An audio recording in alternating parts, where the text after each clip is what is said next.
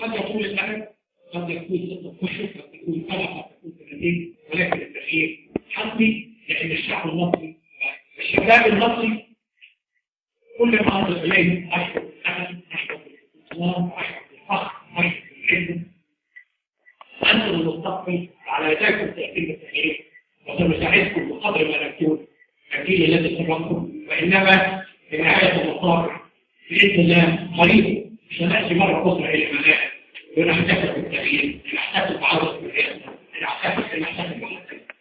نكون فيها تعالى وعملان نستطيع كل شيء وأن نضيع معا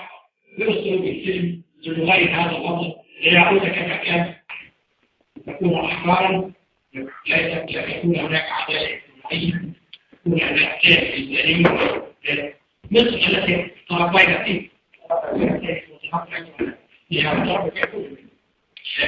مثل السلام، مثل التسامح، مثل المحبة، مثل الحرية، مثل العدالة الاجتماعية. كلها يجب أن نعيد القضية بصرف النظر عن عقيدة نحن جميعا قبل كل شيء أنا سعيد أن أكون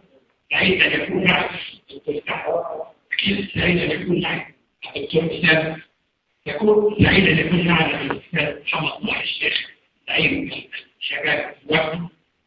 سعيد أن يكون معنا كل شخص ينتمي إلى كل اتجاه. هذه المرحلة تحتاج أن نعمل معها جميعا كجبهة واحدة كالبنيان المصري.